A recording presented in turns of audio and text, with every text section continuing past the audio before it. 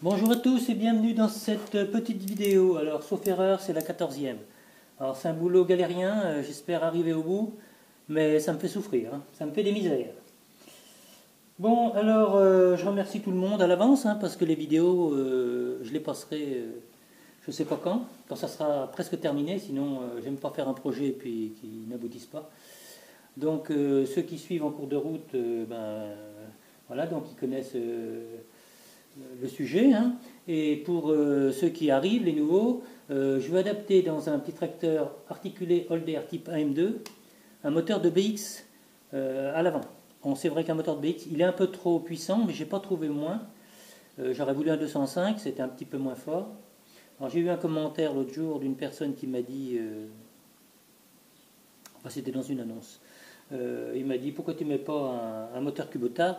D'ailleurs, il y a une super vidéo de ça, je pense que c'est en anglais, il n'y a pas de commentaire, il n'y a pas de parole, on ne voit pas. Mais alors le gars, il a monté, c'est de l'orfèvrerie ce qu'il a fait. Alors tout est zingué et tout, c'est plus beau que d'origine. Et il a monté un magnifique petit Kubota, mais le souci, c'est que moi, je ne peux pas mettre 3000 € dans un moteur. Donc ça, c'est clair. Ça, je ne peux pas. Mon budget, il est déjà explosé. J'ai eu des grosses misères partout. Et donc là, je suis presque au bout. Donc là maintenant, il faut défaire les goujons avec un petit appareil comme ça qui va bien. Et pour monter mes trompettes. Alors j'ai déjà monté la trompette côté gauche, mais celle-ci, je me suis aperçu qu'elle n'était pas calée. Donc en fait, ça m'a poussé l'ensemble et j'ai plus de jeu du tout dans la couronne. Voilà, ça ne va pas du tout. Donc là, je vais faire un empilage pour pouvoir le libérer un petit peu. Il faut un tout petit peu de jeu dans la couronne, sinon ça ne va pas aller. Et donc, faut monter, essayer, réessayer, remettre des cales. C'est pas facile, hein, c'est laborieux à faire. Et une fois que j'aurai monté ça, que j'aurai réussi à pousser un petit peu la couronne, je bloque. Et de l'autre côté, voire je remets une cale pour resserrer le tout. Donc, j'ai monté ma trompette et je l'ai serrée. Et là, j'ai un petit peu trop de jeu. Ce qui veut dire que mon calage ici, il est un petit peu trop épais. Et celui-là, il l'est pas assez. Donc, j'enlève là, je le redémonte, j'enlève une cale de 2/10, et la cale, je vais la mettre ici, pour avancer la couronne vers le pignon d'attaque. Et si ça ne suffit pas, on modifiera. Si on a suivi depuis le début, j'avais fabriqué cette espèce de douille qui se visse sur le bout de l'arbre, là, en pensant que ça ne me servirait pas vraiment. Et bien là, je peux vous dire que j'en suis content, parce que pour sortir les roulements, voilà, c'est de la rigolade. Et là, je suis bien content d'avoir ça. Bon, et j'ai enfin fini. Il y a un minimum de jeu. Je peux vous dire que c'est laborieux, hein. Alors, ça veut dire que quand on met une cale ici et que ça coince sur le pignon d'attaque, c'est que l'autre est pas assez épais. Donc, on redémonte, on remet une cale. Il y a trop de jeu. Celui-là est pas assez épais. On en remet une, ça coince, jusqu'à ce que ça se libère. Et là, je viens d'en monter une ici, et là, j'ai un jeu minimum, donc là je suis sûr que je suis bien réglé. Alors il faut savoir que c'est celui-là qui est très important, parce que la couronne étant ici, elle vient pousser là. Bon, alors à savoir que si on n'a pas les cales, ça c'est quasiment impossible à faire. Alors là j'ai terminé, je vais enlever le tambour ici, puisqu'en fait ce tambour là, c'est pas celui que je veux monter. Alors je vais l'extraire avec mon arrache. C'est plus facile sur le corps que par terre. Et puis après, je vais... Alors ça c'est curieux que la pédale soit en rouge, ça devrait pas être en rouge, je pense. Donc je vais démonter les garnitures. Ça doit être en bas, j'imagine. Et je vais mettre un coup de burineur là-dessus pour nettoyer tout ça et le peindre. Et puis commander des joints spi, parce que j'avais changé les joints spi sur l'autre.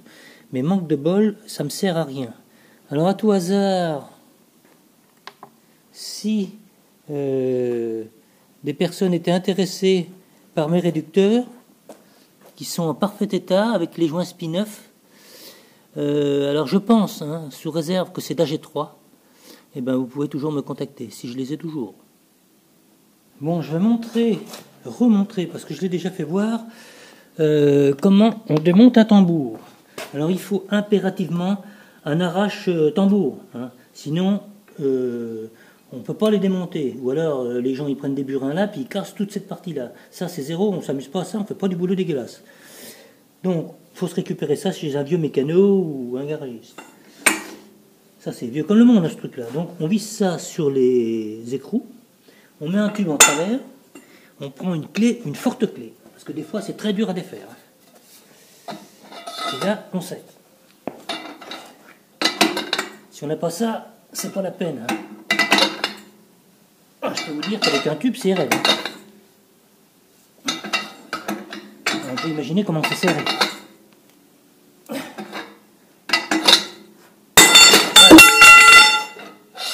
Alors, faut savoir que ça, les cônes, ça sert. Voilà. Alors là, si c'est dur, ben oui, c'est parce que les garnitures, ils sont collés dedans. Donc il faut que je le revisse plus loin à la main. Enfin, ça c'est bon. Et ensuite, on n'est pas obligé de suivre mes conseils. Moi, j'ai pas de revue technique, donc je fais au mieux. En ayant un esprit mécanicien tout simplement. Donc on n'est pas obligé. C'est sûr que si j'avais une revue technique, ça m'aurait bien aidé. Mais ça, j'ai pas ça. Donc on essaie de faire au mieux et de pas faire de casse surtout. Donc là maintenant, je vais reprendre ma clé.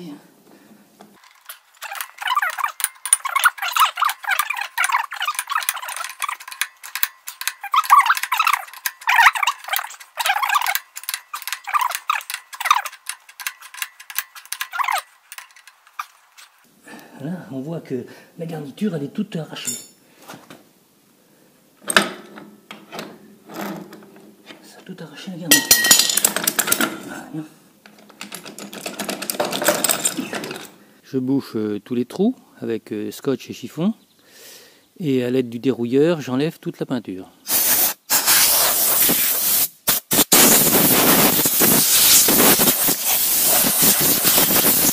Voilà.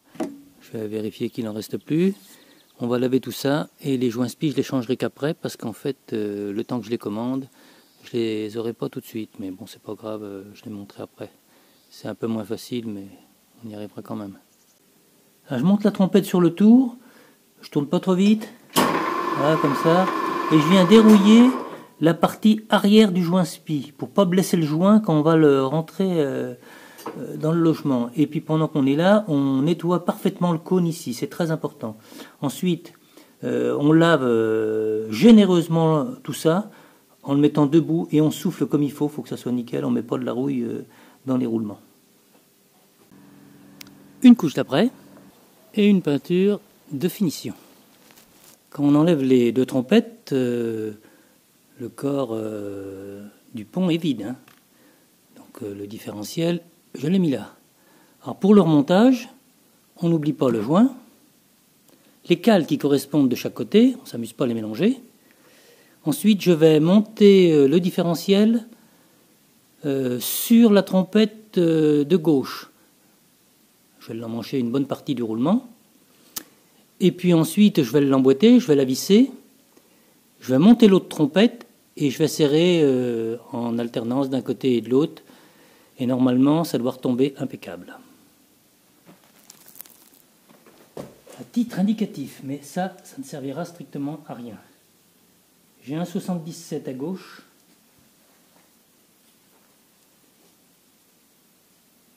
Et 2,30 à droite.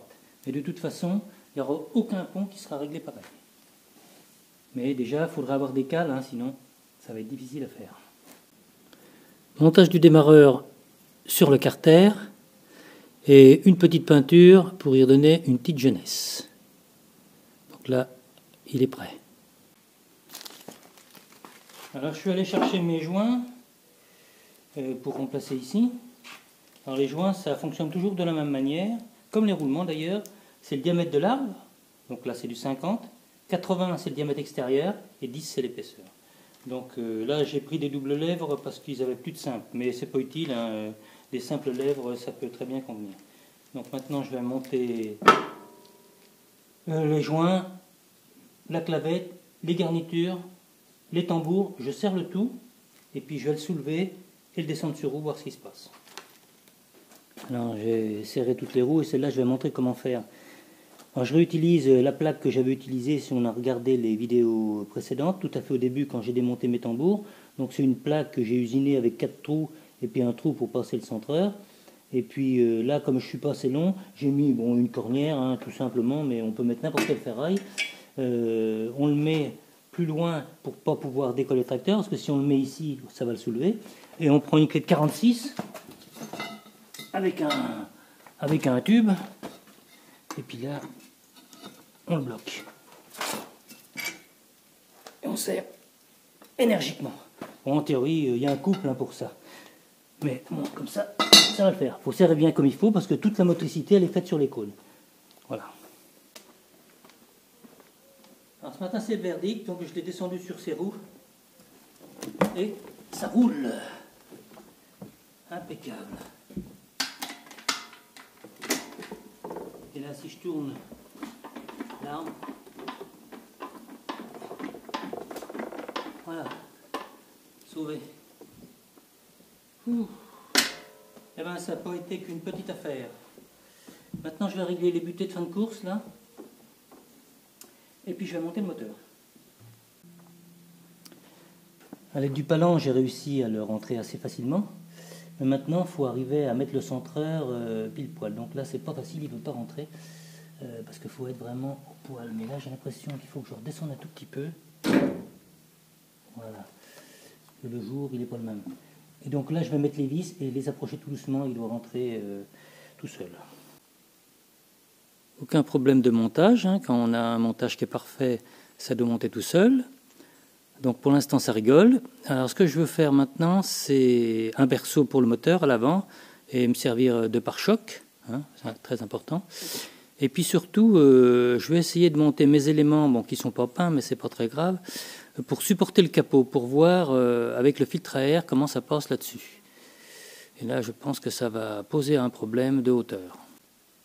Alors à l'avant, le problème que je vais avoir, c'est le radiateur déjà. Et puis, j'ai pas de pompe hydraulique. Donc j'ai deux solutions. Soit j'essaie de faire un carter et monter une pompe. C'est faisable, mais c'est compliqué. Sinon, j'ai une pompe électrique hydraulique, ce qui pourrait être pas mal. Pendant que c'est facile, j'ai rempli le pont avant en huile, enfin le niveau, et le pont arrière. Là, ça contient beaucoup plus. Là. On ne voit rien, c'est dans le noir. Je vais fermer le couvercle maintenant. Alors j'ai commencé à reconditionner avant de sabler puis de repeindre. Il faut quand même commencer par le début. Donc j'ai monté mon capot, mais il est trop haut à mon goût. En fait, c'est le filtre à air qui touche derrière. Alors il y a plusieurs solutions. Soit on fait comme sur certaines voitures américaines, on découpe ici et on met une boîte pour loger le filtre à air, le bout. Soit on fait une fausse cale ici pour remonter le capot de l'avant pour qu'il soit un peu plus à l'horizontale. C'est une solution. Sinon, on peut aussi... Donc là, je bute dans l'angle. Enlever le filtre à air. Faire 4 manchons. Éventuellement couder. Ça, c'est pas difficile, c'est que de la soudure. Et on met 4 tuyaux souples renforcés pour pas que ça aspire. Hein. Hop. Et on vient mettre un gros filtre comme ça, là, sur le côté, là. Donc je conserve une sortie et j'en soude 3 autres. Et hop, je mets des tuyaux souples qui viennent se raccorder là-dessus, ce qui n'est pas une mauvaise solution. Ou je prends... de toute façon là j'ai un problème, c'est la pipe ici, elle vient frotter dans le carter. Donc il faudrait couper et la déplacer. Ou je vais faire ça en premier. J'ai un copain qui a un moteur de C15 qui est cassé et qui a la pipe d'admission. Normalement c'est les mêmes moteurs. Mais le filtre à air c'est pas le même. Donc on peut espérer que le système ne sera pas tout à fait identique. Donc peut-être ça peut m'arranger. Donc je vais déjà commencer par ça. Allez voir ce que je peux faire au niveau de la pipe d'admission. Ensuite, je vais modifier la fixation de devant. Là. Je vais la couper ici. Tac. Dans le fond, là, je vais souder un pavé. Parce qu'en fait, d'origine, il y a un cylindre bloc là. Mais moi, je ne peux pas mettre de cylindre bloc, tout simplement parce que la boîte de vitesse sur le châssis, sur la voiture, elle est montée sur des cylindres blocs, donc il faut que le moteur soit monté sur des cylindres blocs pour que l'ensemble soit souple. Là, tout est monté rigide. Donc il faut que je me monte rigide. Si je me monte souple ici et que ça bouge, ça va casser quelque chose là-bas. Donc il faut que je me montre rigide. Il n'y a pas d'autre solution. Et c'est les pneumatiques qui vont essayer d'absorber les vibrations en espérant qu'il n'y en aura pas trop. Et puis après, il faudra que je rallonge mon capot parce qu'il est trop court. Mais là déjà, je vais gagner 3 cm. Donc ça devrait déjà. Et puis, il faut que je trouve un radiateur. Bon, là, ça va être compliqué, que je fasse les casses, sans doute. Et je ne peux pas utiliser l'avant du holder, parce que bon, ça ne convient pas du tout. Alors, je vais faire mon châssis, là. Il me servira de pare-choc. Ensuite, de support pour fixer le devant du moteur. Et puis, pour me suspendre le bout de mon capot. Voilà, là, il y a de la tôlerie à faire et c'est pas toujours ce qui est le plus facile. Je préfère faire de l'usinage. Bon, on devra peut-être y arriver. Sinon, pour le reste, là, ça se passe pas trop mal. Alors, démontage de la pipe d'émission. Alors, j'avais trouvé ça qui était pas mal, qui venait là-dedans, et qui en fait est extra plat, parce que ça vient juste au-dessus des pipes, là, à côté de celle-là, qui a ce bossage-là. On gagne au moins 3 cm. Donc ça aurait pu me convenir. Mais j'ai peut-être trouvé encore mieux. Non, ça c'était sur une Peugeot, je ne sais plus laquelle. C'est ça. Ça va sur un C15. Oui, parce qu'en fait là, le souci, c'est que ça irait sûrement, mais j'ai la première pipe d'admission là qui vient toucher dans le capot. Alors soit il faut faire un renflement, il y a juste un petit problème ici. Mais avec celle-là, le C15, on est beaucoup moins haut. Et après, on met un tuyau souple pour aller infiltrer. Alors, je vais essayer de monter ça, ça sera sans doute la meilleure. Puis je vais récupérer quelques radiateurs pour faire des essais. J'avais récupéré plusieurs radiateurs, dont un qui aurait pu éventuellement faire l'affaire. Ça aurait pu aller. Mais j'hésite parce que vraiment, il est très très fin. Il fait quoi, 20 mm d'épais. J'ai peur que ça ne soit pas assez puissant au niveau calorique. Donc il faut que je me mette à faire les casses et puis essayer de trouver quelque chose de mieux que ça. Il y a toujours des problèmes. Aujourd'hui, là, c'est pas le pied. Et puis là, j'avais trouvé ça. C'est une pompe hydraulique électrique. Alors ça aurait été bien parce que, évidemment, j'ai rien pour accoupler une pompe hydraulique. Alors l'option... C'était ça, et manque de bol, ça marche en 24 volts. Donc là, je peux pas. Ensuite, je peux pas filmer de l'avant parce que je l'ai rentré dans l'atelier et je suis à contre-jour. Je vais essayer peut-être de démonter la poulie devant, là, de l'usiner, puis refaire des trous pour pouvoir mettre sur le côté une pompe hydraulique. Il y a cette solution-là, mais là, il faut diviser par 3. Ou ça se fait aussi sur la prise de force. Mais là, il va falloir multiplier par 3. Et le problème, c'est que si on met un outil derrière, ça risque de ne pas passer. C'est pas simple. Bon, je vais déjà essayer de faire les casses pour trouver un radiateur le plus approprié. Et en plus, j'ai regardé pour toutes mes pipes d'admission, tout ce que j'ai, il n'y a rien qui va. Ça passe pas, niet. Donc il va falloir que je fasse des pipes d'admission spéciales. Encore ça, c'est pas le plus compliqué, c'est que de la mécano-soudure. Bon. Alors j'ai commencé à travailler un peu sur mon réservoir. J'ai fait une plaque alu pour mettre sur le dessus. J'espère que j'aurai pas de fuite. J'ai refait des trous supplémentaires, une arrivée et puis un retour. Ensuite, j'ai préparé un T là qui va venir là-dedans. Donc je vais faire une découpe là. Donc ça viendra là-dedans. Là une purge et là une alimentation au filtre et gasoil. Ensuite, j'ai fait un support. Comme ça, parce qu'il faut que je le remonte un peu pour laisser passer les câbles dessous, avec de rebord pour retenir mon réservoir. Et puis ensuite, je vais voir à mettre peut-être 2 sangles pour tenir le tout. Et j'ai reçu mon colis. Bon, on va donc l'ouvrir. On arrive à la fin de la vidéo. La prochaine fois, je vais essayer de faire le longeron avant. Ce qui n'est pas le plus facile, la mécano-soudure, et fixation du radiateur, et puis on verra s'il me reste un peu de temps pour faire autre chose. Sur ce, rendez-vous dans la prochaine vidéo. Bon courage à tous et à bientôt.